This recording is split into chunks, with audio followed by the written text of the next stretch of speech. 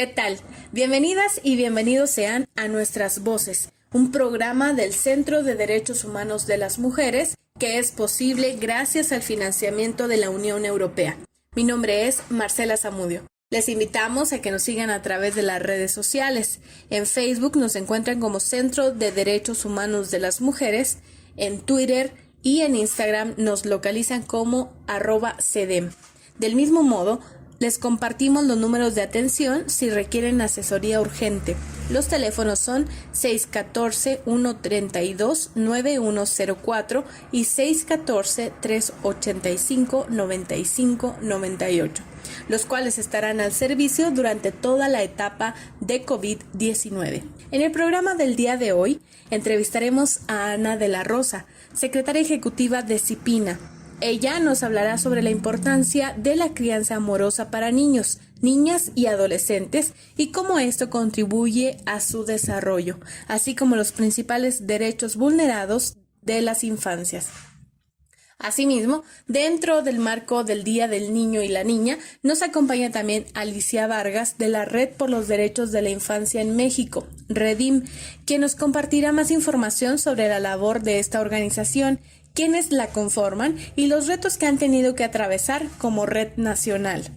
Acompáñenos a conocer más sobre estas dos organizaciones y los proyectos en los que trabajan.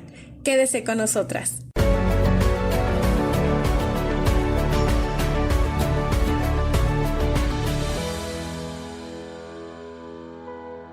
Continuamos en el programa de Nuestras Voces y ahora nos acompaña Ana María de la Rosa Carpizo. Ella es secretaria ejecutiva del Sistema de Protección Integral de Niñas, Niños y Adolescentes de Chihuahua. Bienvenida, Ana. Ya nos habías acompañado anteriormente de manera presencial en el programa Nuestras Voces y ahora pues nos mudamos a esta etapa que es temporal de hacerlo solo por podcast. ¿Cómo estás? No, hombre, pues agradecer este espacio. Primero felicitar a todas las niñas y a los niños en este día y a todos los adultos que llevamos un niño adentro, ¿verdad? Que ese niño siempre esté vivo en nosotros. Muchísimas gracias por este espacio. Así es, pues estamos muy agradecidas de tenerte nuevamente. Ana, coméntanos por favor, para las personas que no conocen acerca de CIPINA, pues cómo se articula o cómo trabajan. Mira, yo creo que esta es una de las mejores noticias que ha habido en México, el que contemos con una ley de derechos de niñas, niñas y adolescentes, que tenga una arquitectura tan bien diseñada. El sistema consiste en un sistema de sistemas, en donde a nivel federal el presidente de la República, secretarios, organizaciones de la sociedad civil y académicos forman el sistema al primer nivel. En los estados se repite, aquí en Chihuahua, el señor gobernador Javier Corral preside el sistema, 14 secretarías e instituciones gubernamentales, en donde está también representada el municipio con dos presidentes municipales y instituciones del gobierno federal, 10 organizaciones de la sociedad civil y 3 académicos. Y esto se repite en los municipios. Yo cuando veo esa arquitectura digo, bueno, si estamos todos a primer nivel de decisión y tenemos tan claro el propósito, pues hay que avanzar rápido, ¿verdad? Porque sí es un muy buen diseño. Y nuestra chamba es básicamente articular precisamente al sistema, y el sistema es articular al gobierno, a la empresa, a las organizaciones de la sociedad civil y a los ciudadanos a favor de los derechos de las niñas, niños y adolescentes. Para eso nos dedicamos, no tenemos programas, somos una instancia normativa que dependemos de la Secretaría de Gobierno y somos transversales. De los datos que ustedes tienen en sus análisis, ¿cuál es el derecho que menos se respeta para la niñez? Mira, esa es una pregunta muy difícil de contestar porque todos los derechos son igualmente importantes, ¿verdad? Nosotros tenemos un diagnóstico, hicimos por derecho, con información de instituciones nacionales y locales, cómo es que va la garantía de cada uno de los derechos.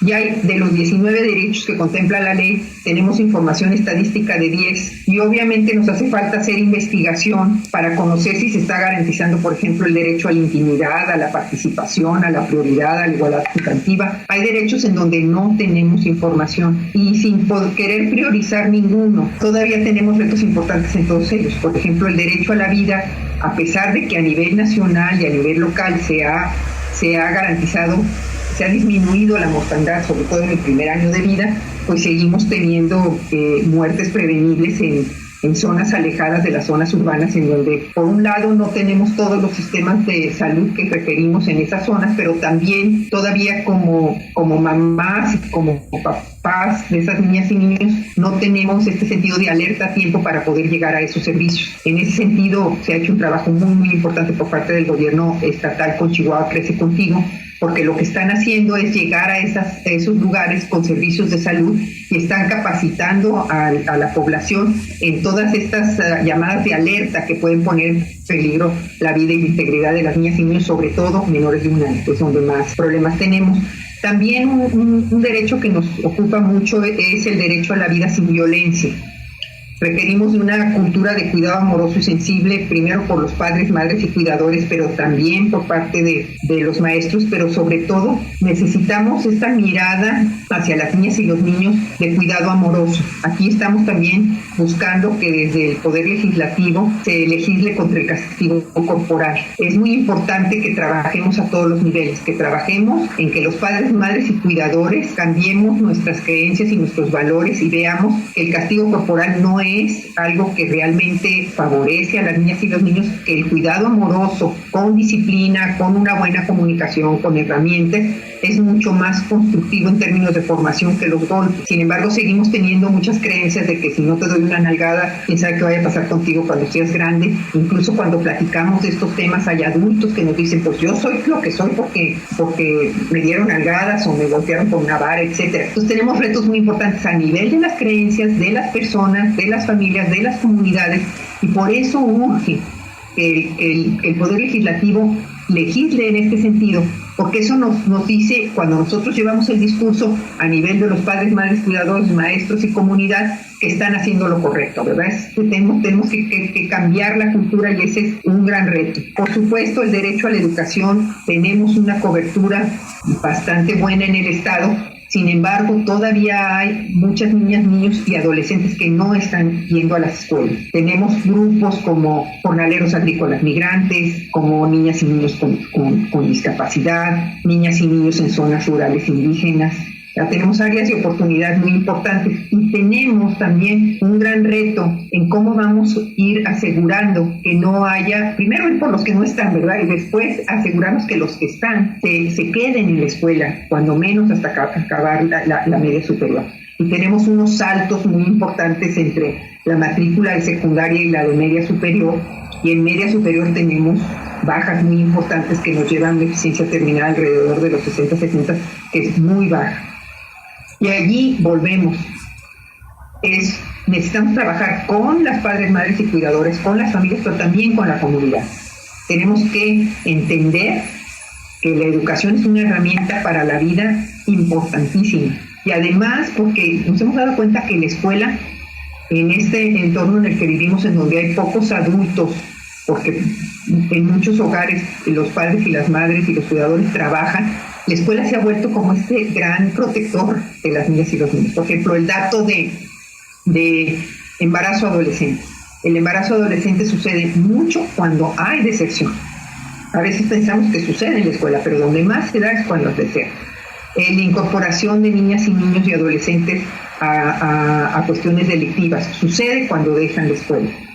Entonces, hay un gran reto de que todas y todos estén allí, que para todos los chihuahuenses sea importantísima la educación, ¿no? Y que haya una calidad en la educación suficiente para que se vea que es muy pertinente y muy útil pasar estos años dentro de la escuela, ¿verdad? Ahí tenemos cosas muy importantes.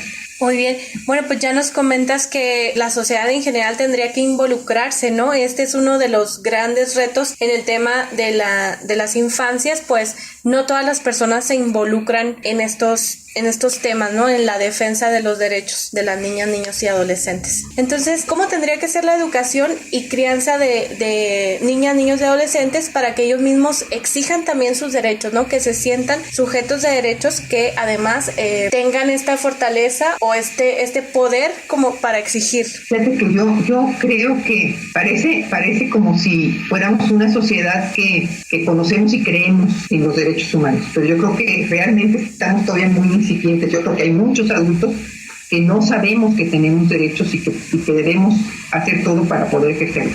Empezando por ahí, ¿no? Es otra vez como este cambio cultural. Todos somos igualmente dignos, todos tenemos derechos y debemos de respetar, ¿no? Pero también de hacerlos realidad en nuestra vida. Imagínate un México en donde todos los mexicanos tuviéramos claro que tenemos todos sus derechos. Sería otro México. ¿Sí me explico? La cosa siempre creo que es de abajo para arriba, no de arriba para abajo. Entonces, esa es como la primera parte. Y luego esta parte como más adultocéntrica, de que yo sé lo que tú necesitas, ¿verdad? Entonces yo digo, ¿qué necesitaríamos? Por un lado necesitamos realmente creer y haber asimilado que todos somos igualmente dignos y que todos tenemos derechos para poder hacerme cargo como adulto de eso y también poder vivirlo y transmitirlo. Pero por otro lado también creo que nos hace mucha falta darle valor a la niñez y a la adolescencia como seres humanos completos. Esa parte de esta mirada adultocéntrica de espérame tantito, todavía, aunque no te diga yo que estás incompleto, pero todavía no tienes capacidad de. Esa parte es una parte cultural que tenemos que romper. Todas las niñas y los niños desde el inicio, tomando en cuenta, el inicio de su vida, tomando en cuenta su autonomía progresiva, tienen capacidad de incidir. Y la ley nos mandata a tomarlos en cuenta siempre en cualquier cosa que les compete. Y puedes, o sea, me encanta, por ejemplo, ver todas estas investigaciones que hay sobre neurociencia y los bebés, ¿verdad?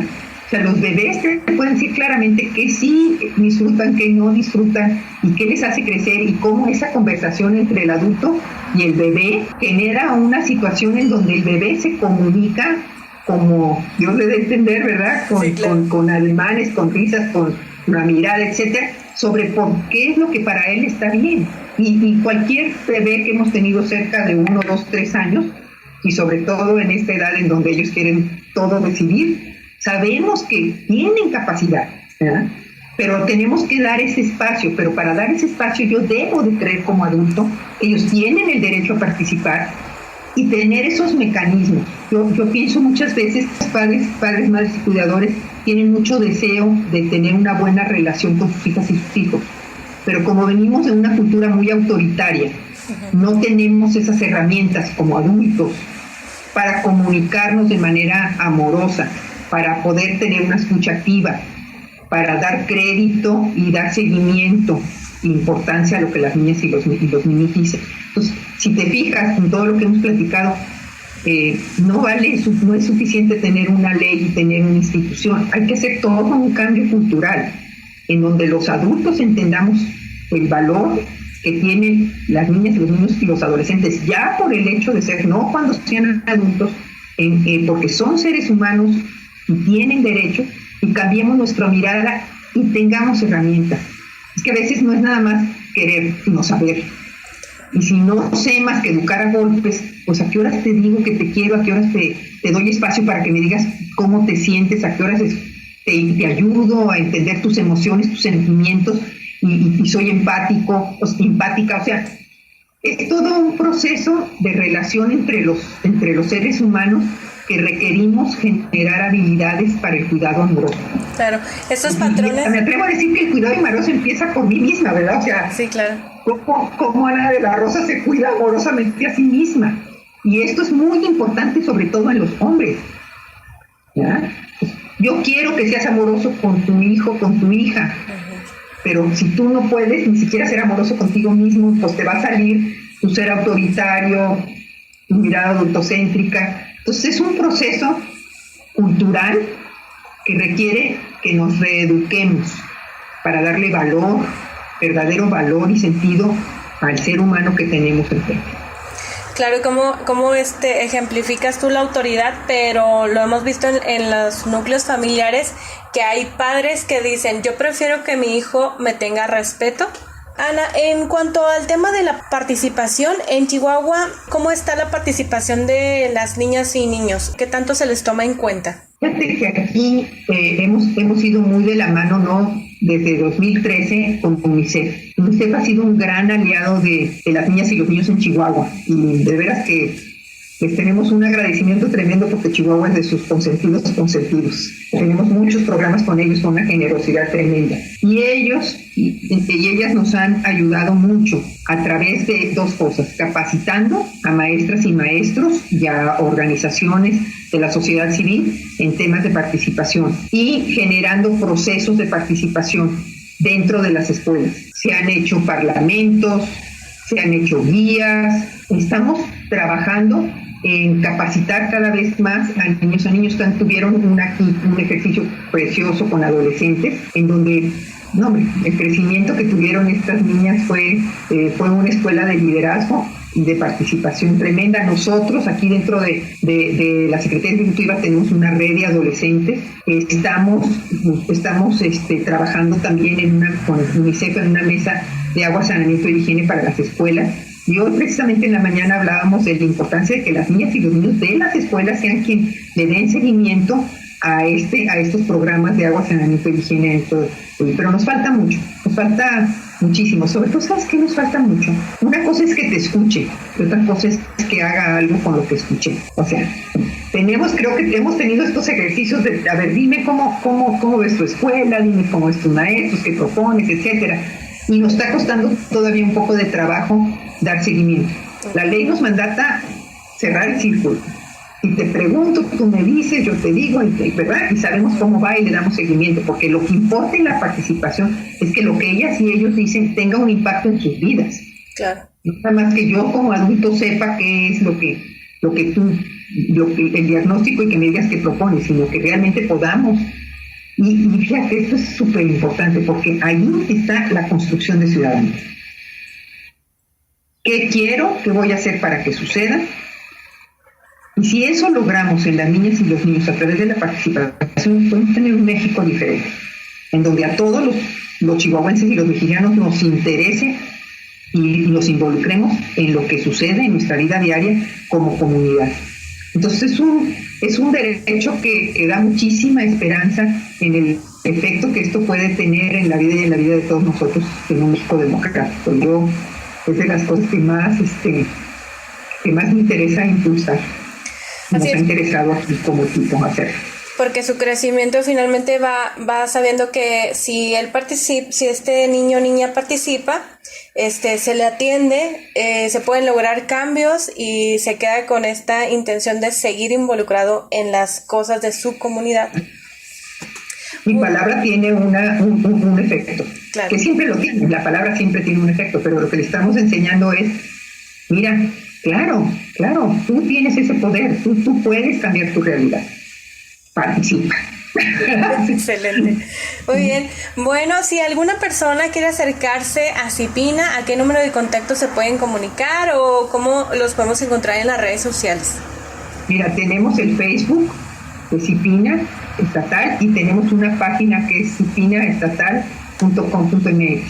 Ahí en la página hoy tenemos mucha información del COVID y de muchas cosas. Ahorita nos está preocupando mucho, así rápidamente compartirte. Nos preocupa mucho bajar los factores de violencia en niñas y niños en época de COVID. Y allí en la página hay muchas herramientas, tanto del 911, o sea, lo que queremos transmitirle a las niñas y a los niños y a los adolescentes es, si estás triste, si estás enojado, si te sientes solo, marca el 911. Muchas veces no sabemos que el 911 también te comunica a personal que te puede acompañar y que te puede escuchar y que te puede ayudar a resolver. Siempre pensamos a lo mejor en el 911 como esto de las emergencias y tal, ¿no? Y ahorita queremos decirles que está el 911 y hay una infinidad de materiales educativos, lúdicos, para pasar estos días, ¿verdad? Incluso hay muchos materiales para padres, madres y cuidadores para poder aprender cosas y atender las necesidades de sus hijas y sus hijos.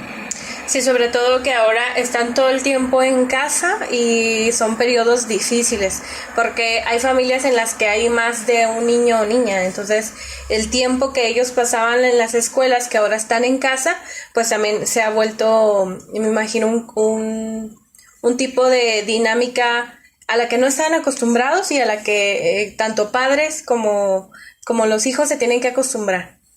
Claro. Nuestra página es cipinachihuahua.com. Muy bien. Muy bien, cipinachihuahua.com. Y una última pregunta en materia personal, Ana. ¿Qué querías ser de grande cuando eras niña y por qué? Ándale. Fíjate que yo vengo de una familia que se dedicó a la vivienda. Mi papi a eso se dedicaba. Yo no sé, desde muy chica quise ser arquitecta y eso soy.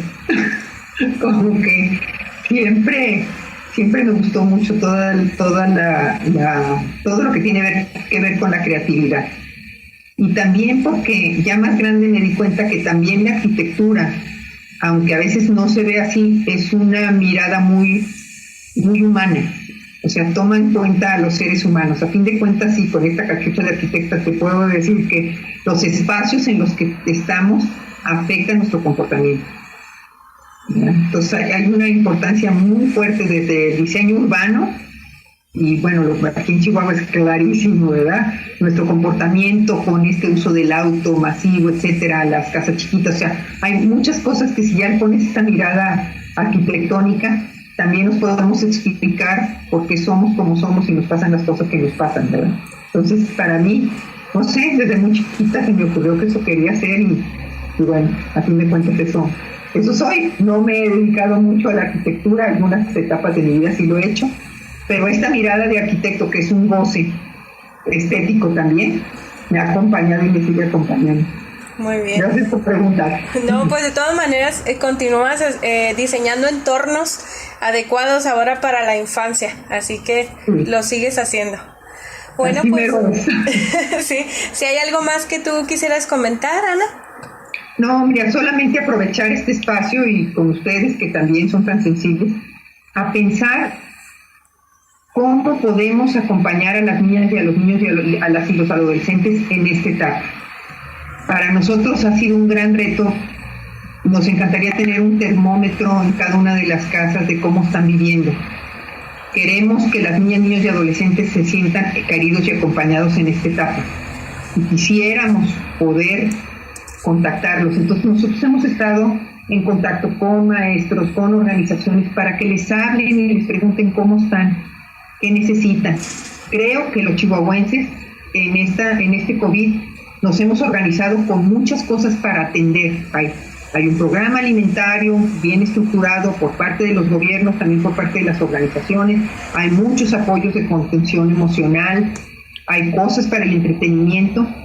Pero mi pregunta es, ¿estamos llegando allí?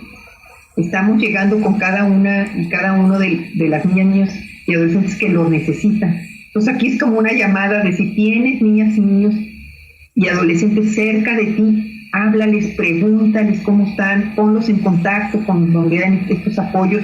Hay que bajarle la angustia a los adultos para que puedan ser adultos amorosos. Entonces, yo creo que están los medios, pero no sé si estén a la mano de todas las niñas, niños y adolescentes que los necesitan. Pues yo nada más diría, todos los que escuchen, si tienen niñas, niños y adolescentes cerca, chequen cómo están, acérquenlos a donde haya apoyos, porque apoyos sí hay y va a haber, y todos los chihuahuenses tenemos que salir juntos y bien de esto, y tenemos que no dejar a nadie atrás, pero eso depende de todos, de que estemos armados como una red y sepamos cómo están los demás. Y en esta cachucha que tenemos ahorita, pues los niños y niños de los adolescentes son nuestro tema. Claro, que importante, ¿no? Que podamos pedir ayuda y que todas las personas sepan que pueden pedir ayuda, acercarse a las diferentes instituciones y que al final no estamos solos. Exacto.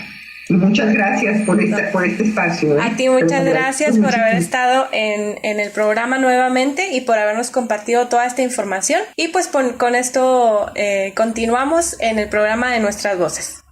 Muchísimas gracias por este espacio.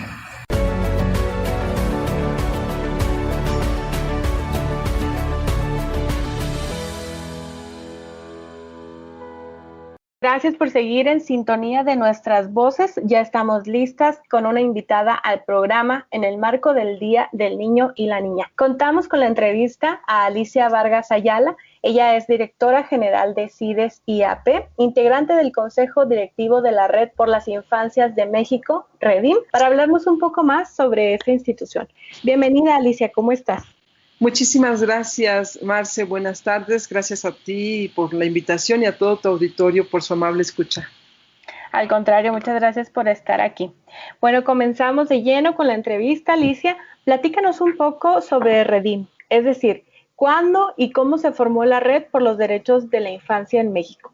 Sí, gracias, Marce. Pues mira, sin duda para mí es un tema apasionante y a veces hablo demasiado porque la REDIM es uno de las pasiones y de lo que ahora pues nos enorgullecemos en ser parte. Yo soy integrante fundadora de la REDIM. Fuimos un grupo de organizaciones que pues a finales de los años 90 nos sentíamos como muy desangelados porque no teníamos una organización que nos permitiera sentirnos que en la medida en que fuéramos haciendo fuerza podíamos hacer un aporte a lo que en ese momento veíamos como un verdadero desafío, que era la implementación de los derechos de niños, niñas en nuestro país. Somos organizaciones de la sociedad civil, algunas más pequeñas que otras, finalmente todas pues con iniciativas lideradas por jóvenes que en ese momento no éramos los representantes de las organizaciones más fuertes de niñez en el país. Éramos jóvenes de organizaciones pequeñas con iniciativas, sobre todo de poblaciones en contextos de mucha vulnerabilidad, y que pues nos sentíamos fuera de esta gran barra o de este gran buró de las organizaciones más poderosas y más importantes.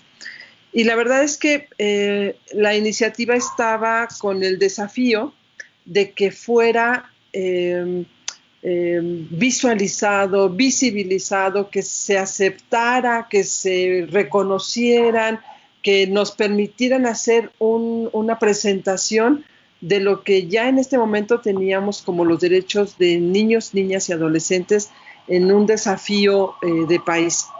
Entonces, fue muy interesante porque estas pequeñas organizaciones teníamos mucha claridad respecto a qué era lo que se tenía que hacer como país, por dónde tenía que delinearse la política de nuestro país, de las instituciones responsables, por dónde tenían que empezar a reflexionar en torno a que México adoptara, ya lo había ratificado hacía algunos años en la Convención de los Derechos del Niño, pero que México ya lo viviera como un lenguaje, lo hiciera válido, y pensábamos que esto tenía que ser, que hasta este momento el país estaba realmente como dejando pasar el concepto de su responsabilidad en el cumplimiento de los derechos de niños, niñas y adolescentes. Entonces nos sentíamos muy comprometidos como organizaciones. Empezaba ya una oleada a nivel latinoamericano, a nivel internacional, de organizaciones de sociedad civil que estaban haciendo comparsa con sus respectivos gobiernos, y México quedándose en el rezago, en la poca visibilidad. Esto fue un gran impulso para nosotros y siempre tuvimos como mucha claridad sobre por dónde tenía que ser el trabajo de la REDIM, ¿no? Entonces, esta, digamos, es como nuestro antecedente inicial, como que esta era la mirada que teníamos. Esto surge de finales de los años 90 y ya en el año 2000, empezamos a tener nuestras primeras apariciones, digamos, como Red por los Derechos de la Infancia en México. Yo aprovecharía en este momento para agradecer a las personas claves que en ese momento fueron fundadores de esta muy importante hoy red. Sí.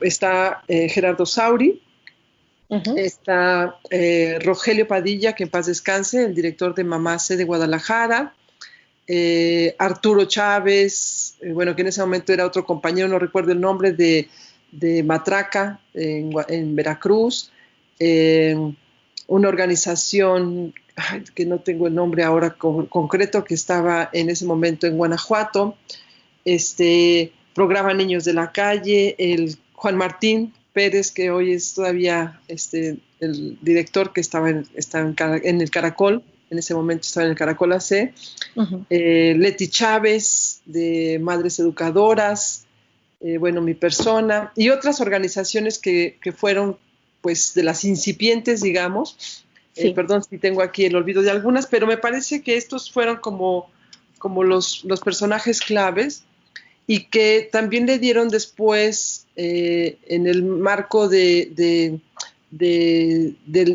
desarrollo, el cuerpo, y le fueron dando forma, y se fue configurando lo que sería más adelante la Red por los Derechos de la Infancia. Creo que además la Redim ha pasado por una serie de fases, de etapas, ¿no? Pero digamos, sí, esto sería como el surgimiento y la intención inicial con la que la Redim aparece en la escena de la defensa de los derechos de niños en este país. Muy bien, pues fueron alrededor de 5 años más o menos en los que estuvieron trabajando para poder constituirse, ¿cierto? Así es, exactamente, más o menos. Muy bien. ¿Y cuál es su objetivo principal como Redim? Para las personas que no están tan familiarizadas, que nos podías platicar. Nosotros tenemos como misión, y que además esta es una definición que a lo largo del tiempo sigue siendo nuestro corazón, ¿no? El corazón que mueve la energía y la vitalidad de la Redim. Y surgimos con la intención de promover un movimiento social y cultural para que niñas, niños y adolescentes conozcan, ejerzan y disfruten de sus derechos. La Redim es una coalición de 75 organizaciones de la sociedad civil que desarrollan programas y proyectos a favor de los derechos de niños, niñas y adolescentes en México en condiciones de vulnerabilidad, y que están operando en 19 estados de la República.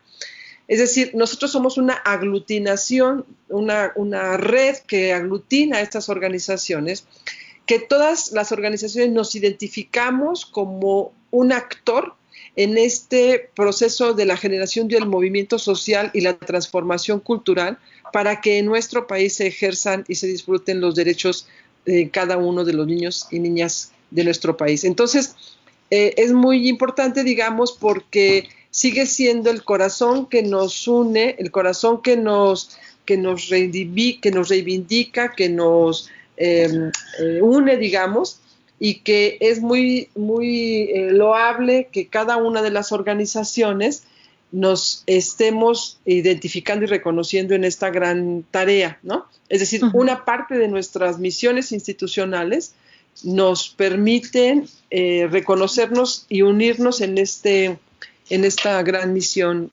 como red, ¿no? En el mismo objetivo. Así es, en el mismo objetivo. Muy bien. Bueno, ya nos comentabas, Alicia, que cuando empezaron, uno de los retos que tenían era que no eran organizaciones, esta red estaba formada por organizaciones que no eran tan conocidas o que no. Así es. Entonces, ¿qué otro reto tenían al principio? Pues mira, yo creo que los principales desafíos en nuestro caso como Redim era justamente en ese momento, ¿no? Hoy creo que ya los desafíos se han amplificado, pero en ese momento era posicionar el enfoque de derechos de niños y niñas primero entre las organizaciones que estábamos cercanas, generando un pequeño círculo cercano, que éramos conscientes y sensibles de la importancia de que nuestro país, nuestro gobierno y las propias organizaciones nos creyéramos y fuéramos de manera convincente con la armonización del enfoque de derechos para que lo ejerciéramos en nuestras propias organizaciones y después posicionarlo en temas de política de niñez con nuestros gobiernos, en fin, ¿no? Los estados, en el país incluso. Una segunda cosa interesante era justamente difundir el mensaje, difundir al resto de las organizaciones del sector de niñez la Convención de los Derechos de Niños y Niñas como una herramienta técnica, como una herramienta filosófica, ¿no? Conceptual, como una herramienta auxiliar en la generación de propuestas y proyectos educativos, pero sobre todo como una herramienta de visibilización de la participación activa y protagónica entre los niños y niñas con quienes teníamos el trabajo directo en las organizaciones. Y que esto fuera formando justamente una alianza, no una alianza, sino una fuerza poderosa donde las voces de las organizaciones y las voces de los niños, porque quiero decirte que desde el principio la Redim siempre visualizó como prioritario, porque realmente nos convencimos de lo que representaba la participación protagónica en niñez y vimos como prioritario la generación y la gestión de la participación infantil como un elemento trascendental y estratégico en la lucha y la defensa de los derechos de niños y niñas. Entonces, por eso pensamos que nuestra misión era generar un movimiento social, porque tenía que ver con la concientización dentro de las organizaciones, con la concientización de la importancia de la participación de niñas, niños y adolescentes, y sobre todo con la concientización y la convicción del rol que deben de tener nuestros gobernantes en ser los actores estratégicos para garantizar la plena implementación y el ejercicio de los derechos de niños y niñas. Entonces, esa era, digamos, nuestros más importantes desafíos y nos imaginábamos como, o sea, recuerdo para el año quizá 2002,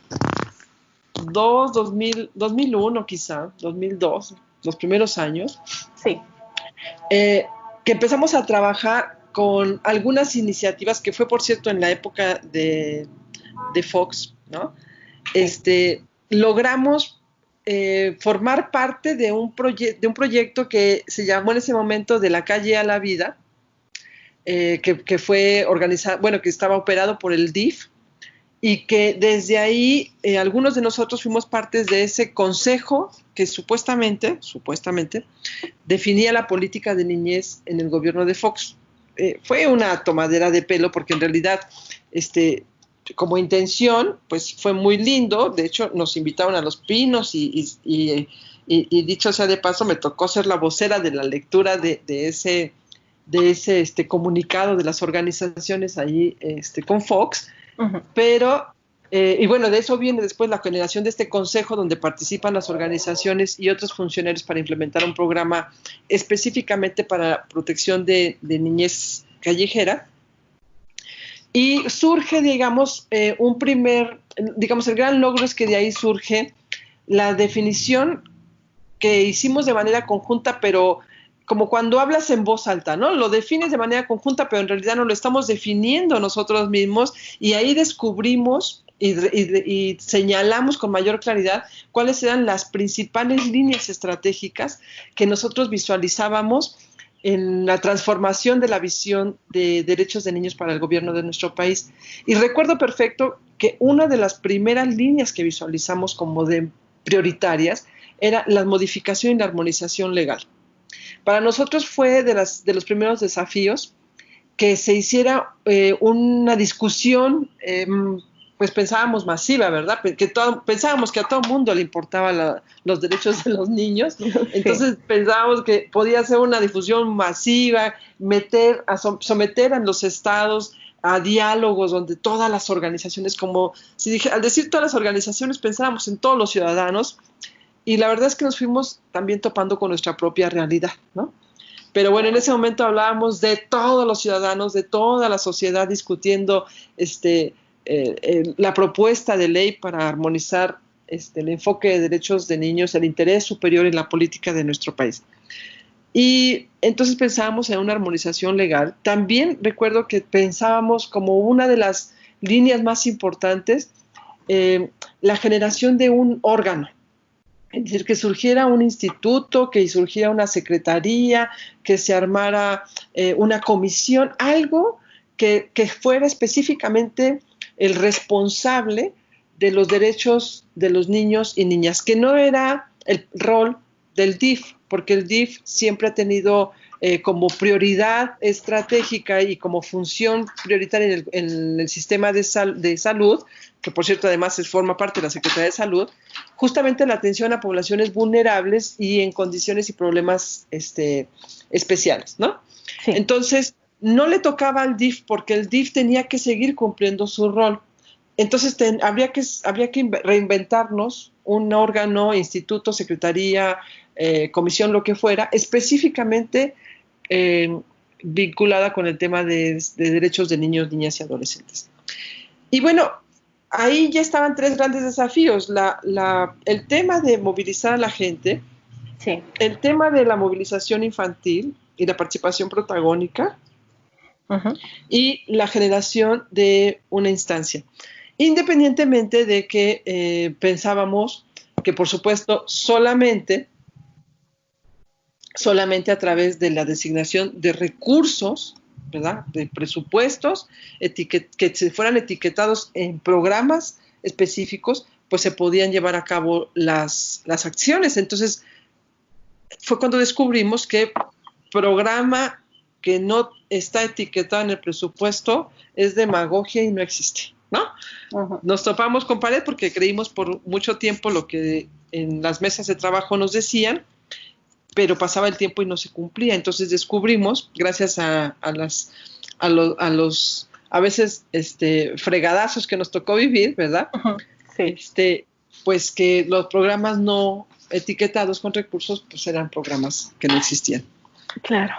Entonces, nos permitió en ese momento, digamos, pues, por lo menos plantear y dejar en la discusión y sensibilizar a algunos personajes de la política de protección y de asistencia, sobre todo, empezar a enrolar en la discursiva y a dejar por lo menos la preocupación de la importancia de la defensa de los derechos en algunos legisladores y en algunos políticos, funcionarios en ese momento, ¿no?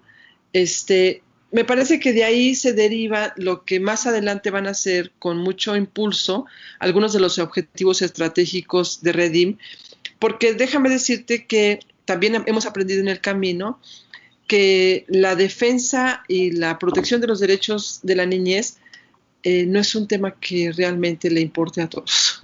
Sí, que no todas las personas se involucran. Exactamente. Que puede ser discursivamente un tema muy interesante, muy apasionante, pero cuando el tema de los derechos de los niños llega a tocar hasta las puertas de la paternidad, es decir, la puerta de nuestra casa, cuando nos toca en lo que tiene que ver con la acción individual para ser parte de este gran cambio cultural, sí que nos tocamos contra pared porque efectivamente el movimiento no es solamente un movimiento social. Quizá más adelante tengamos que hacer algunos ajustes a nuestra misión, porque no solamente es un movimiento social y no solamente implica un cambio comunitario, un cambio en la política, sino tiene que ver con nuestras creencias, con nuestra propia convicción. Y sí, bueno, quizá por eso sigue siendo vigente, porque también hablamos de un cambio cultural.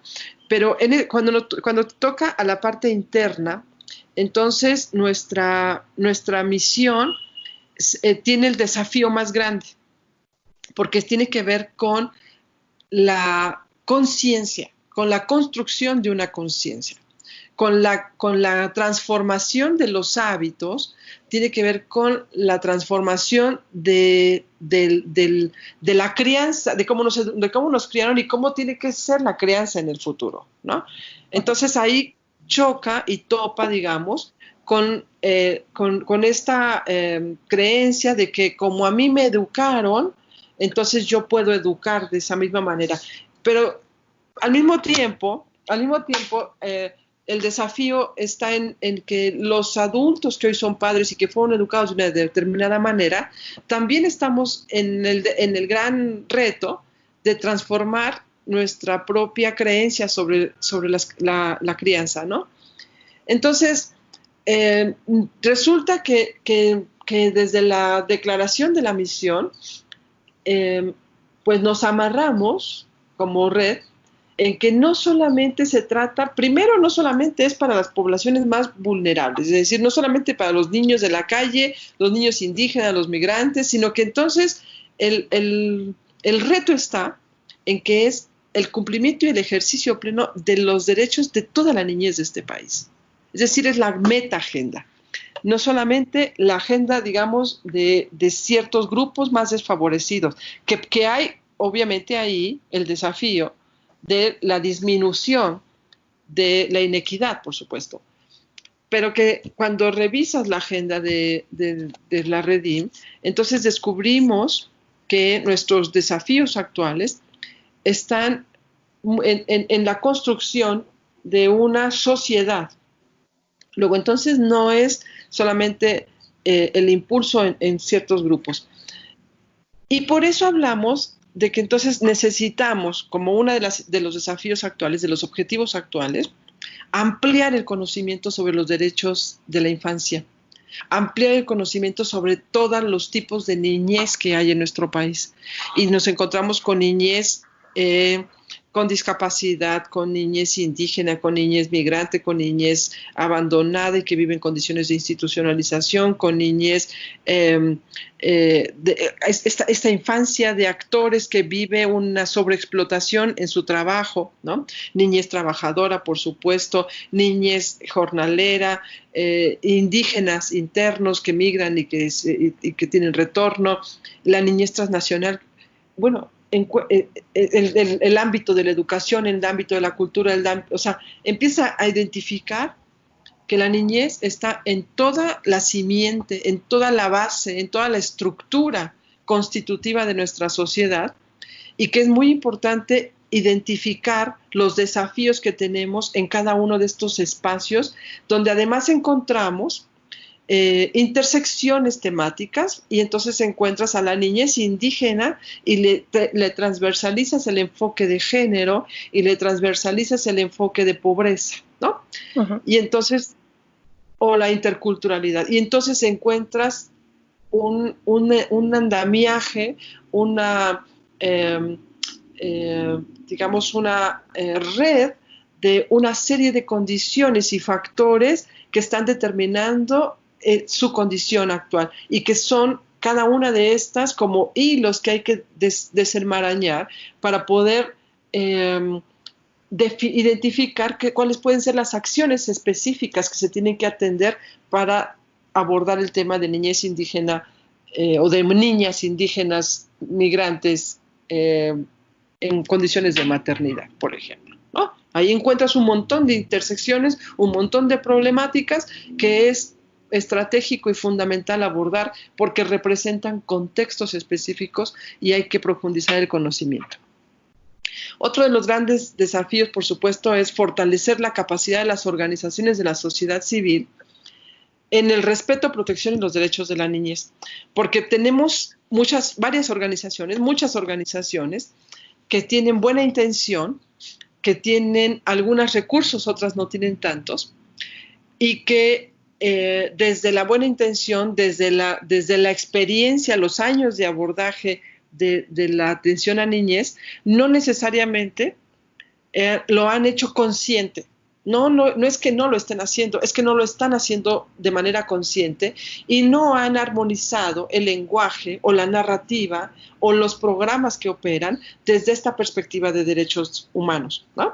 Entonces hay que fortalecer la capacidad de las organizaciones principalmente en la armonización de su lenguaje y de sus programas para que sepan que si tienen un albergue donde están atendiendo niñas y niños huérfanos, sin padres, identifiquen que esta acción está atendiendo el derecho de protección del niño y no que se hace desde una actitud caritativa.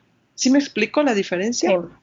Entonces, ahí lo que haces al ayudar a entender desde la perspectiva de los derechos de niños, la acción que ya se realiza, fortaleces la capacidad de la organización y entonces ayudas a que se ubique la organización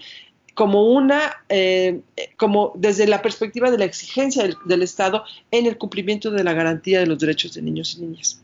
Con lo cual obligas a que el Estado se vuelva un actor corresponsable, porque es el actor garante, por supuesto, con las organizaciones de sociedad civil, y que además no solamente tiene que ayudar a que se preserven este tipo de proyectos, sino a observar que el cumplimiento se haga desde este enfoque de derechos, que la política y la ley, las leyes que se elaboren al respecto, lo hagan desde esta perspectiva de derechos, y que por supuesto haya programas que fortalezcan esas capacidades, porque cumplen una función social en sustitución a la función que debería de estar cumpliendo el Estado. Entonces cambia la perspectiva, porque entonces ya el albergue deja de sentir que es su responsabilidad casi personal y misión de vida, porque tiene ahora el rol de ser un actor social, garante, que forma parte del ejercicio del Estado en la garantía de derechos. Y se convierte en un ciudadano responsable y que vigila y observa las acciones del Estado y exige que el Estado entonces cumpla con su función. Eso cambia completamente el rol, porque entonces ya no es solamente una acción de asistencia, sino una ciudadanía activa que se organiza a través de organizaciones o de instituciones de asistencia o instituciones de apoyo o organizaciones defensoras de derechos, y entonces cambia la perspectiva. Por lo tanto, la Redim asume el reto de tener como desafío fortalecer la capacidad de las organizaciones. Otro de los desafíos es impulsar los mecanismos legales, que todo esto que ya venía yo mencionando, cómo vamos siendo también parte activa de la concientización de nuestra clase política, para que desde su tarea observen la intersección, el andamiaje legal, donde el enfoque de derechos debe de estar por todas las comisiones legislativas presente, ¿no? Sí. Impulsar el ejercicio de la ciudadanía infantil de niños y niñas y crear esta corriente de opinión favorable a los derechos de niños. Entonces, bueno, son parte de nuestros desafíos.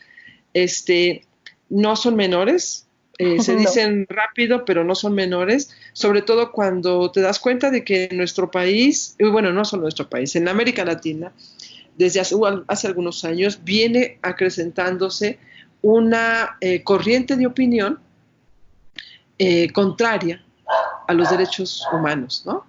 Sí. Y los convencidos son los que escuchan tu programa y los que estamos en este programa, pero hay otros tantos que no son los convencidos y a los que también tenemos el desafío de llegar, ¿no? Claro. Claro, tienen grandes retos como red, sobre todo yo encuentro una construcción integral, ¿no? Porque están enfocados a la construcción de la sociedad, que se involucre, la capacitación a las organizaciones y luego la incidencia en el área política, ¿no? Que sea de manera integral. Ajá, claro, así es. Entonces, es un gran trabajo el que ustedes están haciendo. Bueno, teníamos dudas acerca de si hay alguna organización que se quiera unir a esta red. ¿Ustedes están abiertos a que más organizaciones sean parte? Sí, claro. Ahora lo que necesitamos es seguir fortaleciendo las capacidades de la Redim. Por supuesto, necesitamos que se siga incluyendo en esta red el esfuerzo y el trabajo de la mayor cantidad de organizaciones que se puedan, porque todavía somos muy poquitas. Fíjate que cuando nos enfrentamos al reto de formar parte de los sistemas, de los consejos consultivos de los CIPINAS, de los sistemas de protección en los estados, nos dimos cuenta que en realidad no éramos tantas y que incluso hay estados en donde no tenemos contraparte de organización que pueda ser este contrapeso social en la toma de decisiones de los estados sobre la política de niñez. Entonces, pues la verdad es que queremos aprovechar tu programa para que sea un instrumento de difusión sobre a las organizaciones que estén interesadas en ser parte de la Redim, invitarlas a que se acerquen con nosotros, a que busquen a través de nuestros canales, nuestras redes sociales, contacto para que puedan ser parte de esta red y que se unan, a este gran desafío, a estos grandes retos que tenemos como integrantes activas, ¿no? Muy bien. Sí, Alicia, pues si nos gustas compartir la información, el número de contacto donde se pueden comunicar tanto las personas como las organizaciones para encontrar a Redim. Sí, claro que sí. Bueno, en primer lugar, nuestra página web, que es www.derechosinfancia.org.mx. Tenemos nuestro Twitter, que también es @derechoinfancia. Un correo electrónico que quiero dejar al servicio para cualquier comunicación, por favor. Y sí, justamente el correo electrónico es comunicación@derechosinfancia, lo repito, comunicación@derechosinfancia.org.mx, y un teléfono que de nuestra sede, nuestras oficinas en la Ciudad de México, y que es el 55 56 01 62 78. Por este teléfono pueden ustedes hacer una llamada telefónica para tener contacto, a través del correo electrónico para pedir información. Nuestra compañera Valeria Jeremía, que es la coordinadora de los programas, está al pendiente de la comunicación.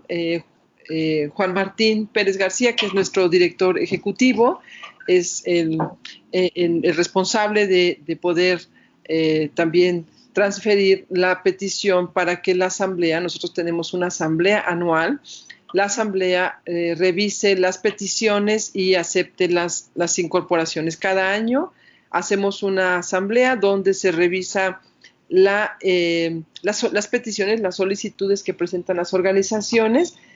Evidentemente, desde el primer momento en el que tengan contacto y declaren su intención de ser parte de Redim, a partir de ese momento empezamos a hacerles llegar información, los metemos a las redes, se les transfiere comunicación de lo que estamos haciendo ya en el día a día de Redim, y bueno, pues hasta llegar al momento de la asamblea, donde formalmente en una reunión presencial de todos los integrantes, se presenta la petición, se presentan ellos como organización, como personas, frente a las organizaciones, y por supuesto hasta ahora no hemos tenido a nadie que se rechace, ¿no?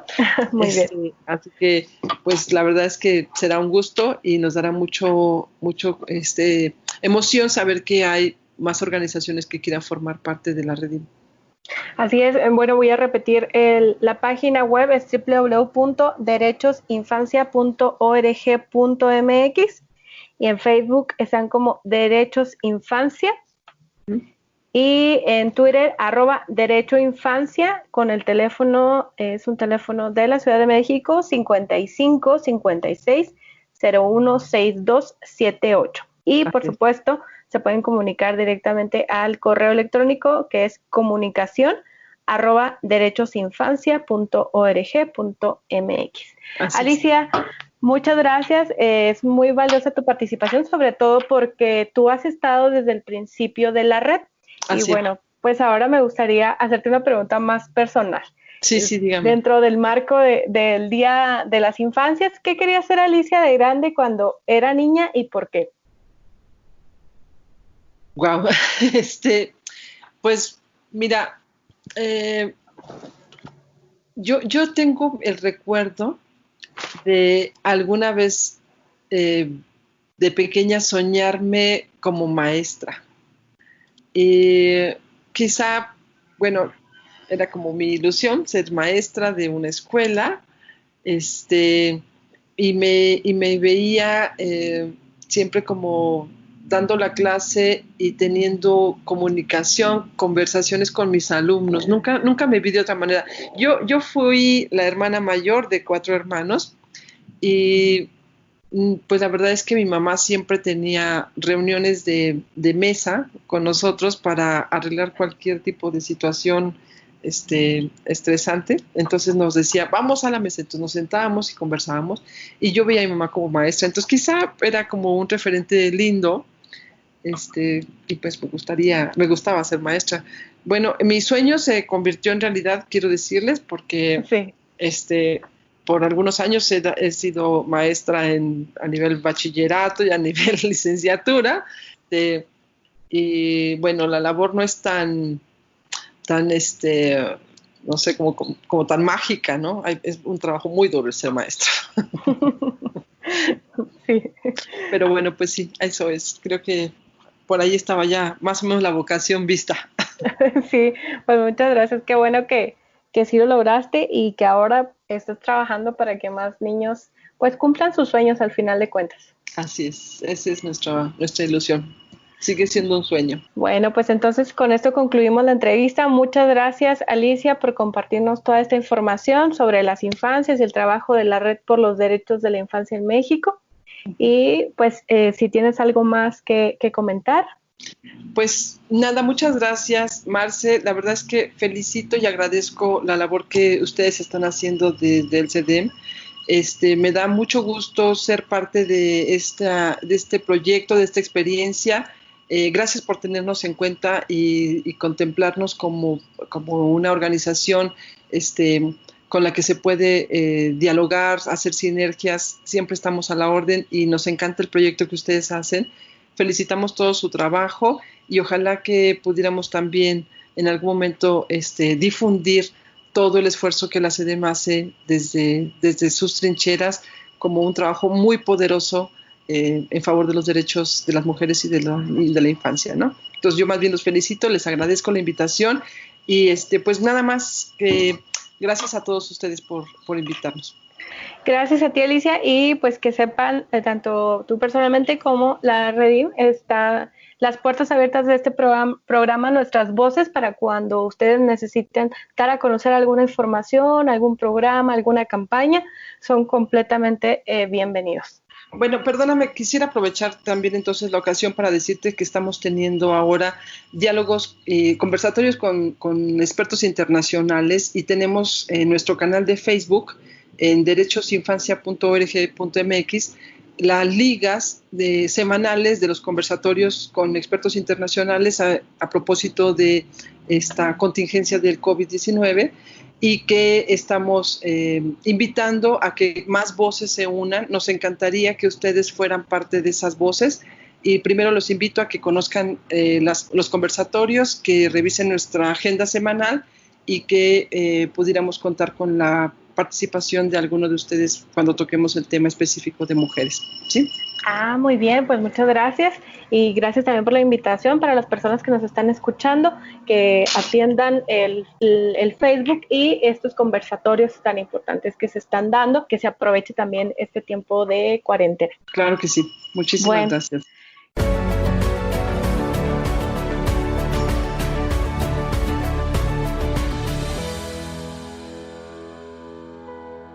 Hasta aquí la emisión de nuestras voces del día de hoy, donde nos acompañaron en el programa Alicia Vargas Ayala, directora general de CIDES IAP, integrante del Consejo Directivo de la Red por las Infancias, que nos habló sobre los inicios de esta red nacional y nos invitó al proyecto Tejiendo Redes Infancia, que es un proyecto cofinanciado por la Unión Europea para contribuir al fortalecimiento de una plataforma de defensa y promoción de los derechos de niñas, niños y adolescentes en América Latina y el Caribe.